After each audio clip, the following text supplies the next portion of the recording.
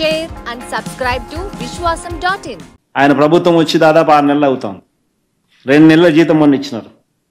ఆపరేటర్కి అయితే అది కూడా ఇవ్వాలి.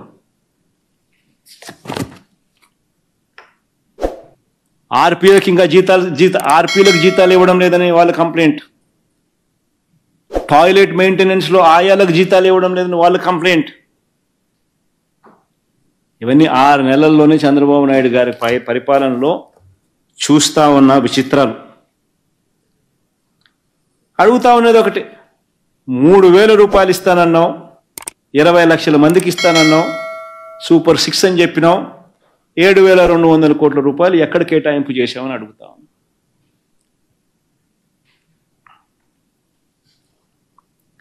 ఏమన్నాడు ఇంటికి పోయిన ప్రతి సూపర్ 6 చూపించుమా ఒకసారి.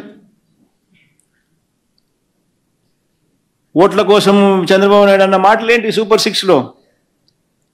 చిన్న చిన్న పిల్లలు ఎంతమంది కనపడితే చాలు,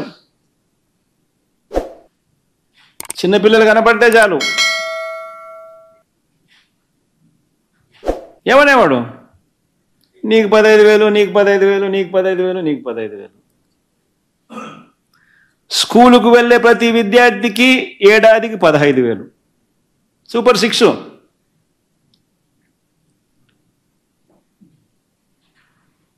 ఈరోజు గవర్నమెంట్ బడులలో గవర్నమెంట్ బడులు ప్రైవేట్ స్కూళ్ళల్లో ఇవాళ స్కూలుకు వెళ్ళే పిల్లలు ఎంతమందో తెలుసా?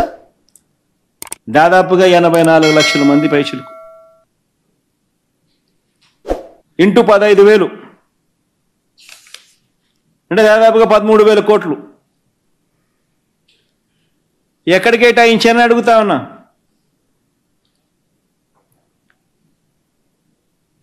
ఎక్కడ కేటాయించానని అడుగుతా ఉన్నా.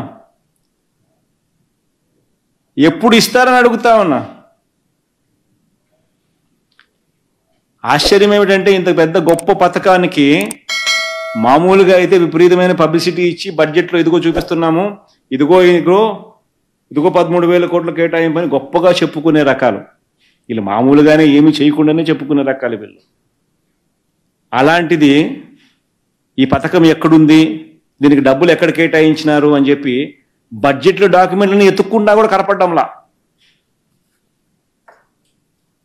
చివరికి ఏదో ఒక మూలన ఆడింత ఈడింత ఆడింత కనిపిస్తుంది. అంటే అది కూడా ఎగరగొట్టేదానికోసం, అది కూడా 5,000 చిల్లర.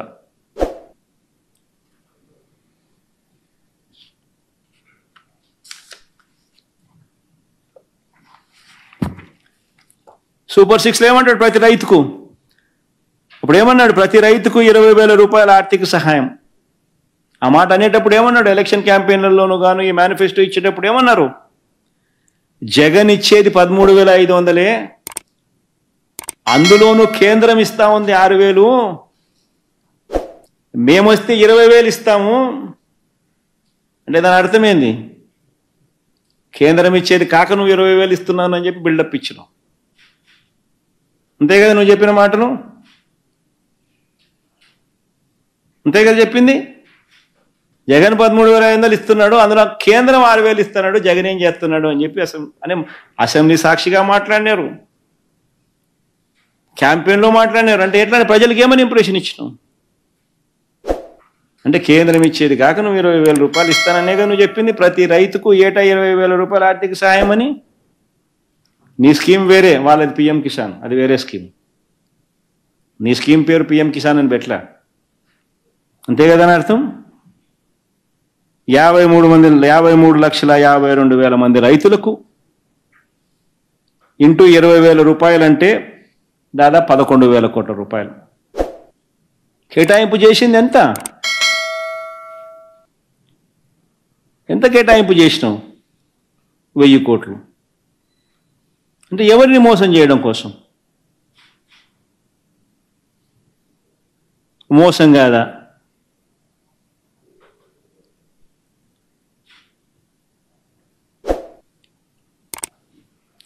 ఇంకో ఏమంటాడు, ప్రతి మహిళకు నెలకు 1,500 రూపాయలు, 19 సంవత్సరాల నుంచి 59 సంవత్సరాల వరకు ప్రతి మహిళకు 1,500 రూపాయలు అంటే 18,000 రూపాయలు. ప్రతి మహిళకు 18,000 రూపాయలు ఇస్తాడంట అని చెప్పింది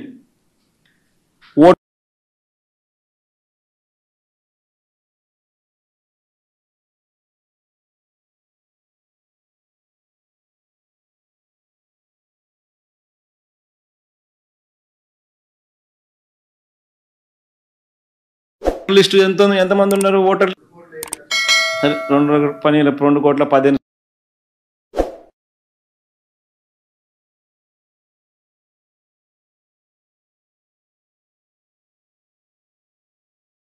2,15,10 ఉన్నా కానీ ఏదో 2,7 అనుకుందాంలే.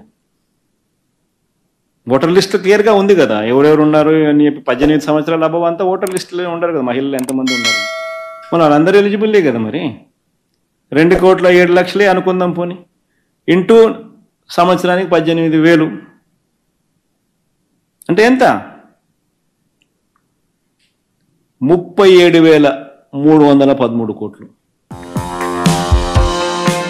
Like, share and subscribe to Vishwasam.in.